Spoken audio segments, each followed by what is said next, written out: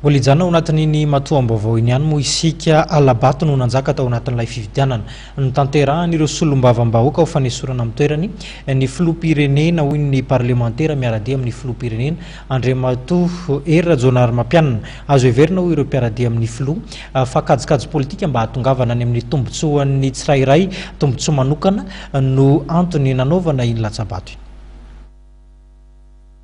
Misosika ny Latsabato ny tanterana teny amin'ny lapanitsimba zaza omaly alina araka ny nambaran'ny solombavambahoaka manohana amin'ny filoham-pirenena. Tsy mitombina ny isa 520 tonga tamin'ny fandatsaham-bato araka ny fanazavana ny entin'ny solombavambahoaka na Tsimondrano John Andrema ary manohana ny fandravana ny anteny meram-pirenena ny tenany manoloana ny fomba fiasa misy amin'izao fotoana izao. Misy vidéo amin'ny anteny meram-pirenena ary efa misy koa vidéo azo ray ary ao anatin'ny visionnaire vidéo mihitsy izahay fa tsy mitombina inisa 520 iny ary zavatra tsy mitombina koa raha inisa iny resantsika normalement ny tokony resahana aloha ny nombre de votants fa maninona tsy tenenina nombre de votants ao anatin'izany fifidianana zany hatramin'izay sika misy fifidianana tsy maintsy fantatra hoe firy misy ampifidy fa tsy efa fidiana zay fa hoe reto no mifidy sa zavatra zany anisan'ny olana ka mbola manamafy eto fa raha ny député tena tonga tao dia teo amin'ny ataontsika hoe 400 hatramin'ny 700 ny isa maximum fa tsy tonga tany amin'izany ataontsika hoe 520 zany. Tsy aseho zany le requête comme quoi hoe misy le falsification de signature. Zay falsification de signature zay zany tsy enkena satria le tamin'ny taloha ho nanao motion de censure ny premier ministre dia efa nisy zay falsification de signature zay dia mitory ny namana zay ny falsifiana ny signature-ny koa manaraka procédure amin'izao fotoana zao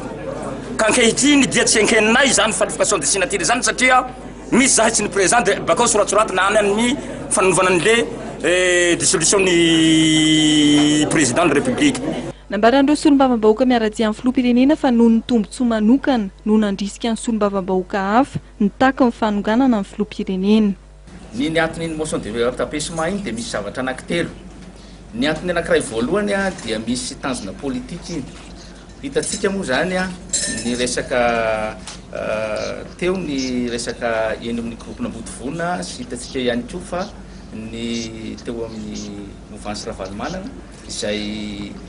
hitantsika ny tanjony hoe tsy androny 2018 raha izay. Faharoa hitantsika koa ny tanjona anankiray faharoa le nandeha teo tamin'ny anona teo le hoe tanjona politika moa ny sasany amin'ny toerana maro samihafa any amin'ny fanonganana ary anankiray fahatelo izay hitantsika ihany koa fa ilay lalàna apetraka amin'le hoe bois de rose ilay chaîne pénale dia nisy tena tsy nahazaka teto amin'ny firenena ary anisan'ny misy namana ihany koa tsy mahazaka ka mba hanifanana an'iny ary anapiko azy aza satria hiditra amina fifidianana moa sika asoasy amin'ny resaka communal ary hitantsika fa misy ny parti sasany zay tsy nahenika ny Madagasikara dia efa hita hoe zao